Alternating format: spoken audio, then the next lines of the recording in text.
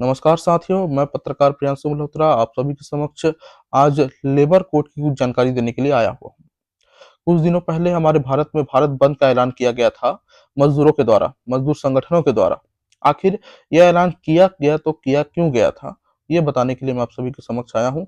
बहुत सारे लोग हैं जो हड़ताल के बारे में नहीं जानते हैं कि आखिर ऐसे कौन से नियम हैं जिसके वजह से जो है हमारे भारत में इस प्रकार की परिस्थिति बन रही है कि उनको सड़क पर उतरकर हड़ताल करना पड़ रहा है।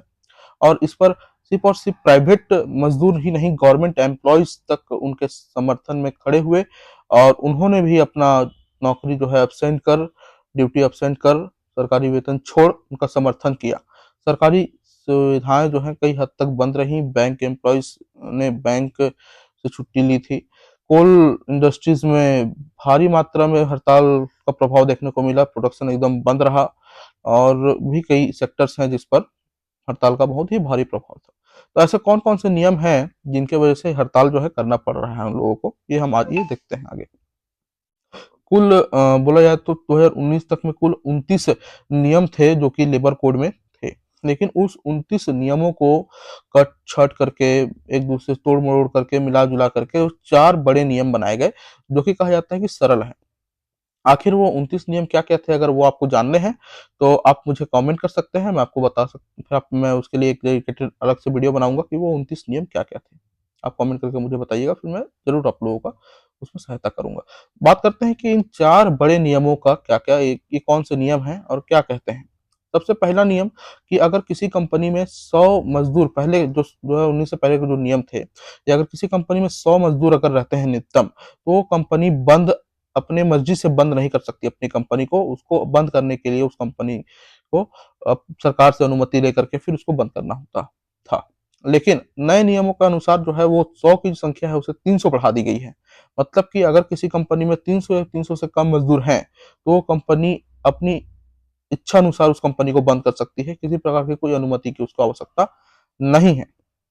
दूसरा सबसे बड़ा बदलाव ये है कि हड़ताल करना। हड़ताल करने के पहले अगर किसी भी आप कंपनी में काम कर रहे हैं, चाहे वो प्राइवेट हो चाहे गवर्नमेंट हो, अगर आपको हड़ताल करना है तो हड़ताल करने के 15 दिन पहले आपको जो है लिखित एक आवेदन देना पड़ेगा और अनुमति लेनी पड़ेगी हड़ताल करने के लिए। अगर अनुमति मिलती है तो आप हड़ताल करेंगे, नहीं तो फिर आप एक पत्र देंगे वहाँ पर, बताएँगे कि हम इस विषय में हड़ताल कर रहे हैं, फिर आप हड़ताल कर सकते हैं।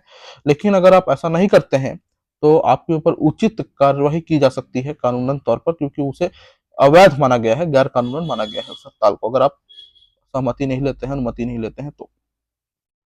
उसके बाद फिर सबसे बड़ा और बदलाव एक है कि इसमें सिक्योरिटी बोला जाए तो 50% जो वेतन है, अधिकतम जो लोग हैं उसके 50% वेतन होना चाहिए और पीएफ, एसआई, ग्रेच्युटी वगैरह में वृद्धि होनी चाहिए। इससे क्या होगा कि 50% अगर वेतन हो जाएगा, 50% इधर से अगर ये कटौती हो जाएगी, तो फिर लोगों को वेतन कम हो जाएगा। इसे सरकार जो है नियम में लेके आएगी, तो फिर आदमी कमाएगा क्या और खाएगा क्या, कुछ इस प्रकार की बात हो जाती है। तीसरी सबसे बड़ी या चौथी सबसे बड़ी यहाँ पे जो चेंजेस हैं, जो परिवर्तन है वो ये है कि जितने भी डिलीवरी बॉय हो गए, ऐप ड्राइवर वगैरह हो गए, इन लोगों के लिए कुछ सेफ्टी सिक्योरिटी की बात की जा रही है, लेकिन उसका कोई गारंटी जो है सरकार नहीं ले रही है इस संबंध में। तो बहुत ज़्यादा लंबी वीडियो हम नहीं बनाते हैं।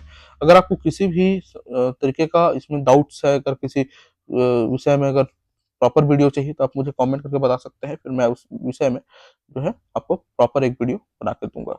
धन्यवाद। आप देख रहे हैं पत्रकारिता से जुड़ा हुआ वीडियो। मैं प्रियांशु मल्होत्रा, पत्रकार, आप सभी के समक्ष सदैव।